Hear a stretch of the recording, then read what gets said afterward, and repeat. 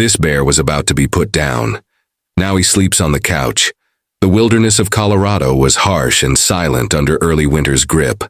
Snow draped the pine trees like heavy cloaks, and the wind sliced through the air like glass. Mark Donovan, a seasoned hiker with 2 decades of trail experience, noticed something strange in the distance.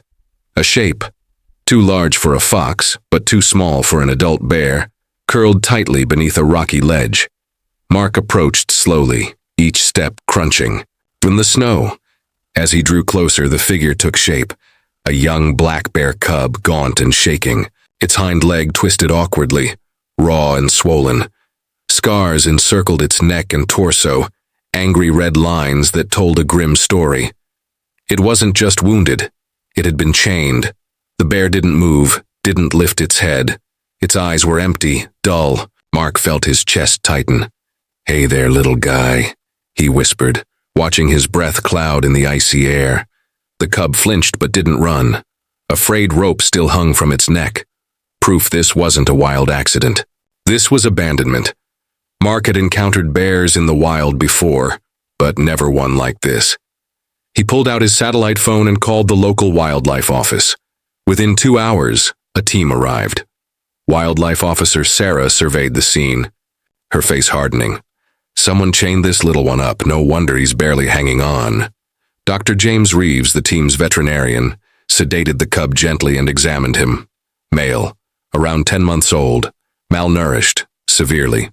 The leg, likely broken and healed improperly.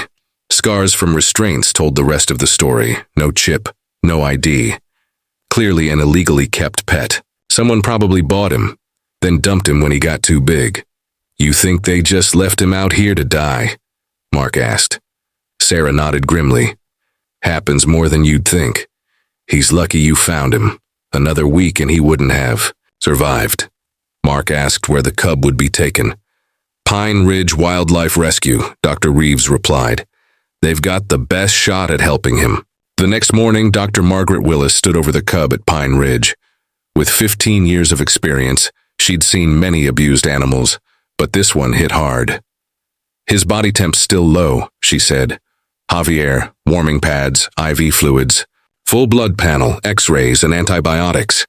The x-rays confirmed her fear. The leg was permanently damaged. Blood work showed anemia, prolonged starvation. But more concerning were his behaviors. Even in safety, the cub was withdrawn, detached. He barely acknowledged anyone. "I'm going to call him Cody," Dr. Willis said, writing the name on the eye chart. They usually didn't name animals, but in tough cases it helped staff form a deeper bond. Over the next 4 months, she and her team tried everything. Nutritious meals, enrichment toys, a specially designed enclosure. Slowly, Cody's physical wounds began to heal. But emotionally, he stayed broken. He barely ate, ignored toys, spent most of his time curled in a corner, motionless. Worse, the sound of metal, chains clinking or doors rattling, threw him into panic. Heavy breathing, wide eyes, terror. Dr. Willis tried different strategies. She brought in animal behaviorists, varied his meals, even played recordings of bear cubs with their mothers. Nothing worked. Cody stayed locked in his trauma. "I think he's non-releasable," she confessed to Javier one night, watching the monitor. Cody lay motionless in his corner, chest barely rising and falling. Even if his body heals, he's not adapting, and he's not fit for captivity either. At Pine Ridge, unreleasable animals that couldn't thrive in care were euthanized. "Schedule it for Friday," she said quietly. "A peaceful end. It's the kindest thing left." Javier nodded. "I'll make the arrangements." That night, she stayed late, sitting silently by Cody's enclosure. He didn't move, just stared at her with the same haunting gaze he'd had since day one. "I'm sorry, Cody," she whispered. "We tried." The next morning, just as she was reviewing his file one last time, her phone rang. The caller ID showed a Wyoming number. Dr. Willis speaking. "Hi, I'm Jennifer Morrison, founder of Wild Heart Sanctuary in Wyoming. I heard about Cody through one of your volunteers." Dr. Willis was cautious. "Yes, Cody's been here 4 months. He hasn't responded to treatment, We've scheduled euthanasia for Friday. Jennifer paused. That's why I'm calling. We'd like to take him. Willis raised an eyebrow. I appreciate your concern, but Cody isn't. Just a failed rehab case. He's severely traumatized. We've tried everything. We've had success with animals like him, Jennifer replied. We use a different approach, foster families, carefully selected homes with experience. Sometimes a quiet home environment works where facilities don't. Foster families? For a bear? Willis couldn't hide her skepticism. Jennifer chuckled. I know it sounds strange, but we have a couple in mind. Tom and Linda Brennan. He's a retired vet. She's a former vet tech. They live on a 20-acre farm with proper enclosures. They've helped us before. Willis tapped her pen against Cody's file. It sounded risky, but Cody was scheduled to die in 3 days. What did they have to lose? Send me their credentials and your facility documentation. I'll review it today. By that afternoon, Willis had reviewed everything. The Brennans were highly qualified. Wildheart had the permits, safety protocols, everything in place. Still, she hesitated. Was she giving Cody false hope? Or was this his only real chance? She thought of Cody's hollow eyes and made her decision. All right, she told Jennifer. He's yours, but I want weekly updates. And if there's no progress after a month, we'll revisit the euthanasia discussion. Understood, Jennifer said. Tom and Linda will be ready. Thank you for giving him a chance. 2 days later, Cody was sedated and loaded into transport van bound for Wyoming.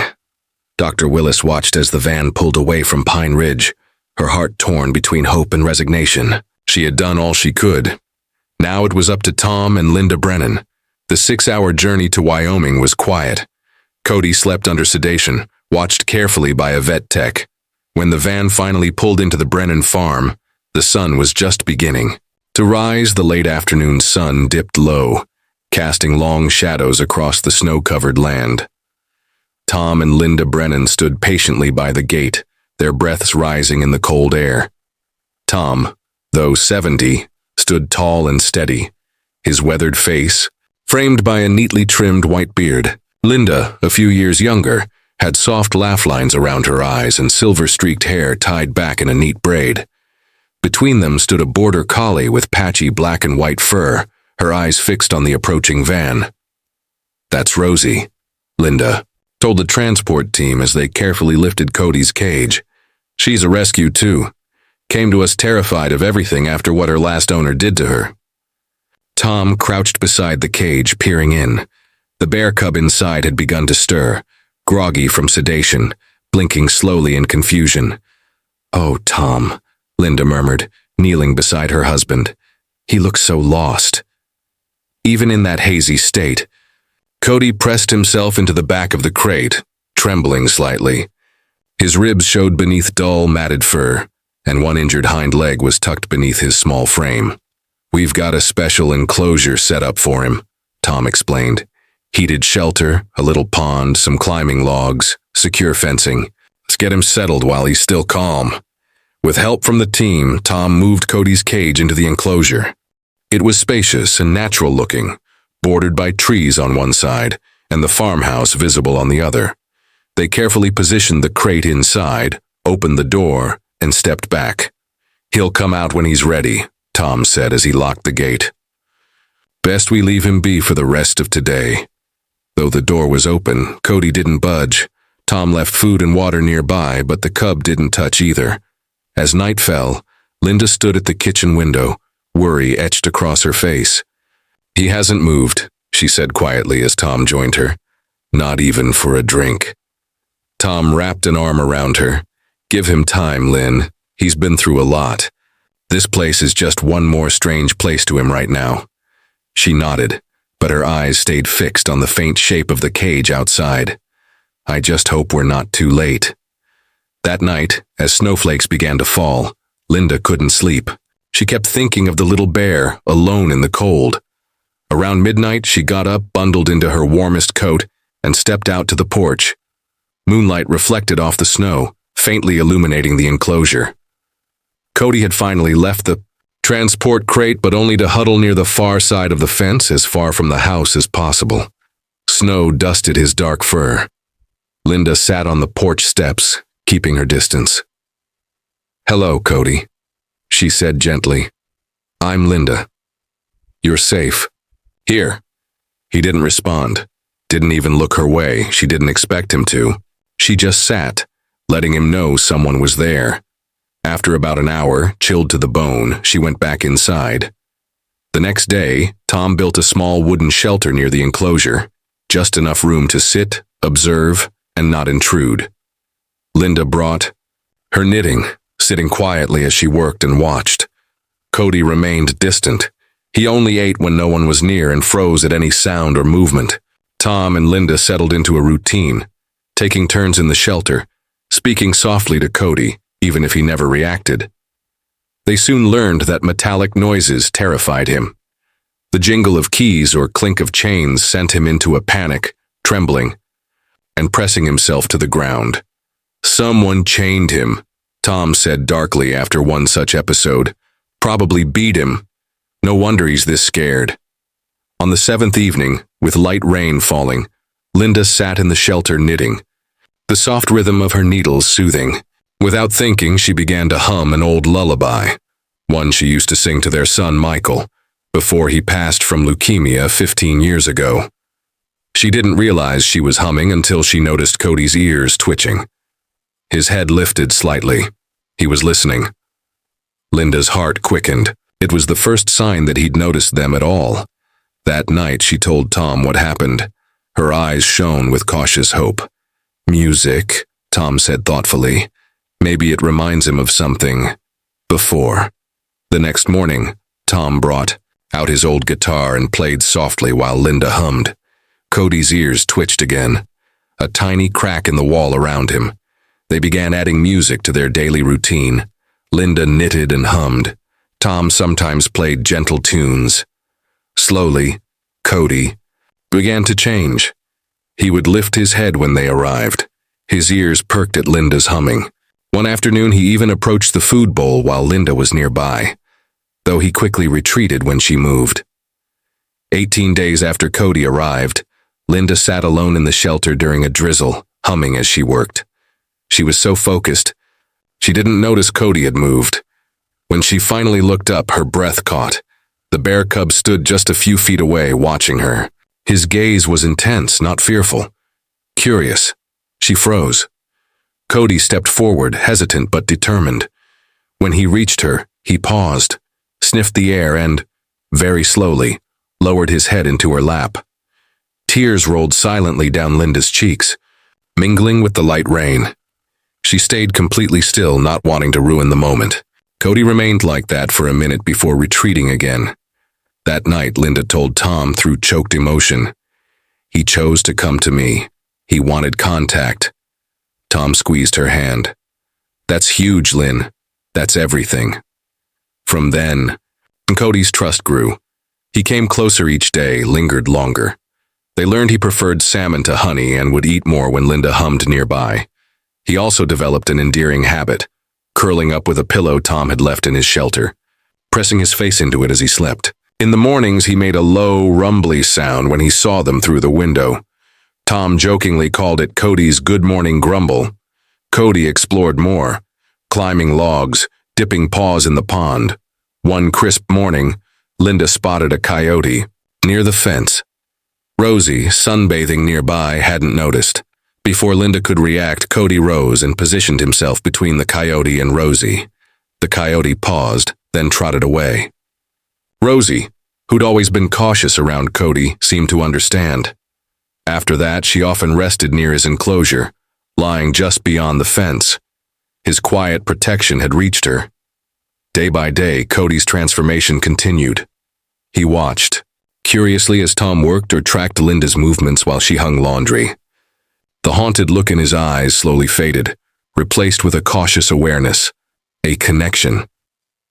"He's coming back to life," Linda said one evening as they watched him from the kitchen. Cody was batting around a branch with surprising grace. "It's like watching a flower bloom in slow motion." Tom nodded, eyes soft. "He's still got a long way to go, but he's trying."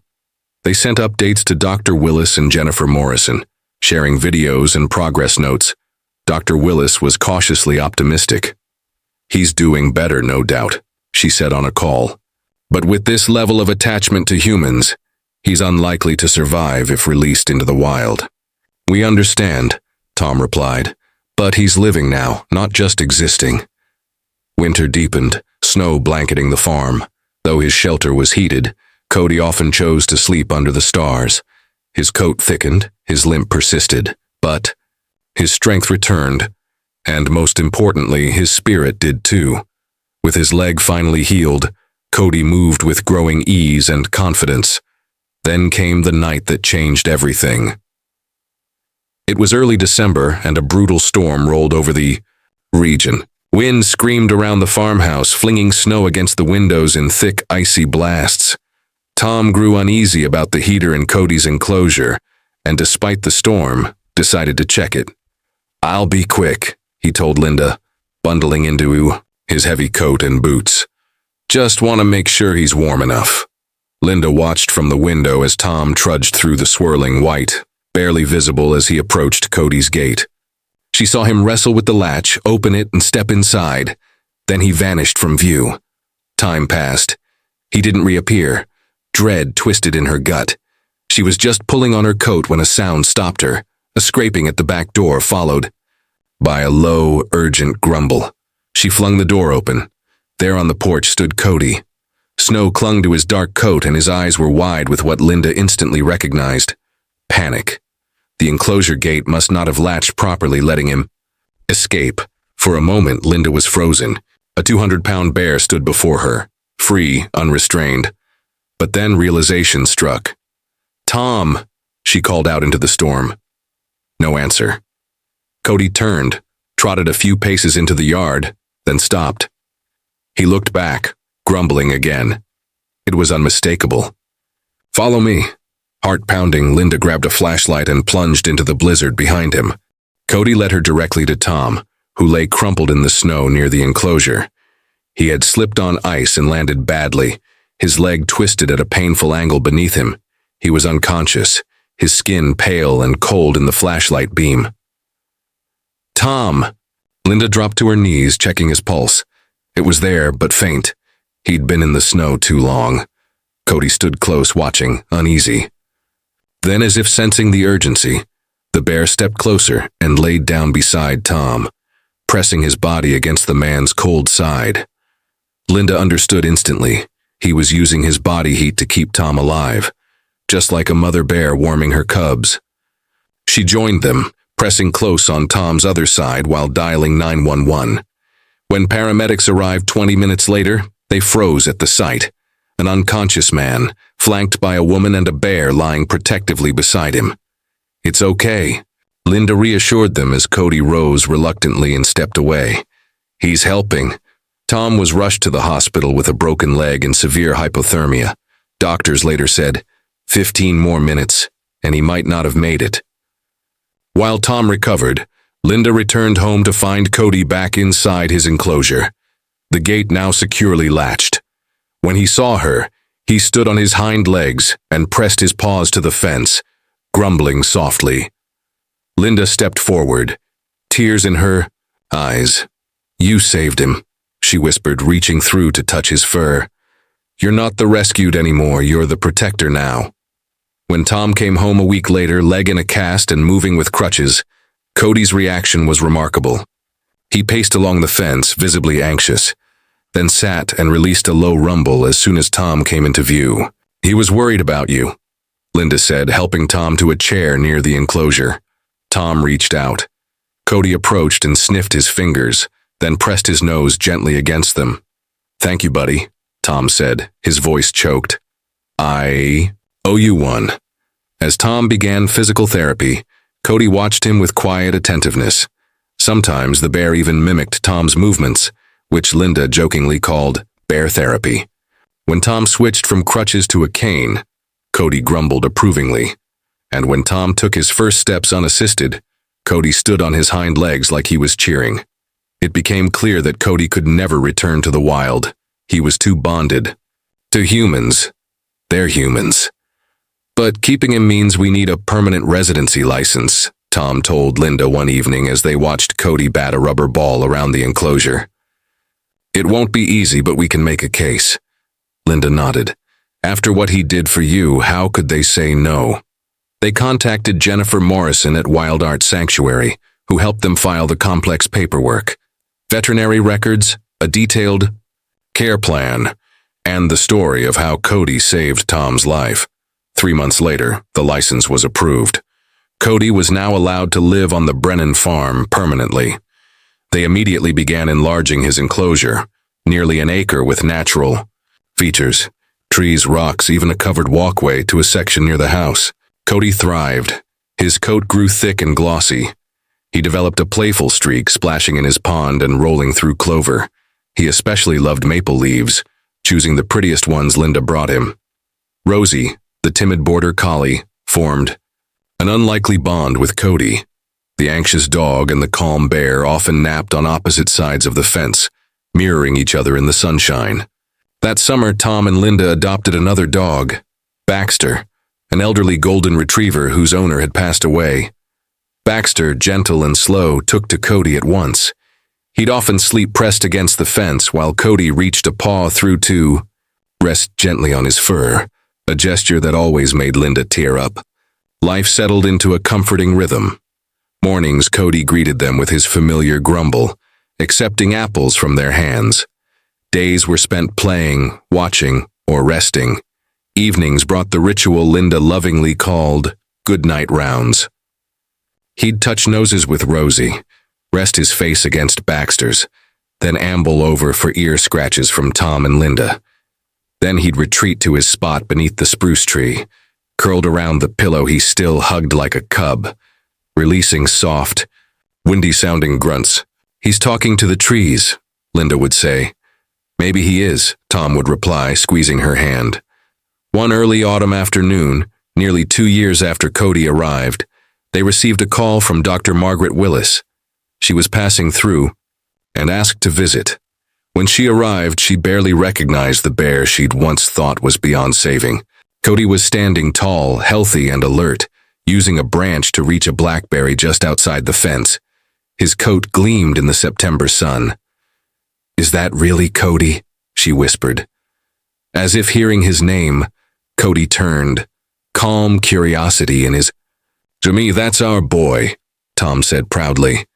"I thought he wouldn't make it," Dr. Willis said, her voice cracking. "I thought we were just prolonging his suffering." "He just needed the right people," Tom replied, watching Cody sniff the air. "Sometimes we all do." They spent the afternoon showing her how far Cody had come. His games, his gentle manners, his goodnight routine. Dr. Willis was visibly moved. "In all my years," she said as they sat on the porch, "I've never seen anything like this. It challenges everything I thought I knew about rehabilitation." "Every animal is different," Linda said, watching Cody doze beneath the spruce. "Just like people. Sometimes the rules work, sometimes you need another way." That evening, after Dr. Willis left, Tom and Linda settled into their porch chairs. Tom braided a toy for Rosie. Linda read, occasionally glancing up to check on Cody. The dogs napped nearby. As night fell, Cody began his goodnight rounds, nosing Rosie, pressing his cheek to Baxter's, then approaching Linda and Tom. Linda rose and stroked his fur. "Good night, sweet boy." Tom joined her, scratching behind Cody's ears. "Sleep." "Well, buddy." Cody leaned into their touch, his low rumble comforting and familiar. As they turned to go inside, Linda paused at the door. "You know what he's saying, don't you?" Tom slipped his arm around her. "What's that?" "He's saying thank you. Not just for saving him, but for letting him save us, too." They looked back at Cody, already curled around his pillow, his breath slow and deep. Snow had begun to fall, the first of the season. Inside, the fire crackled, and something had changed in their home. A new purpose, a quiet joy, a realization that healing works both ways, because sometimes in saving another life, you find your own saved in return. Outside, snow gathered gently on the sleeping bear. Inside, love warmed the small farmhouse. Morning would bring routine, Fresh salmon for Cody, books on the porch, dogs playing in the yard. Different from what they ever expected, but somehow, exactly as it was meant to be.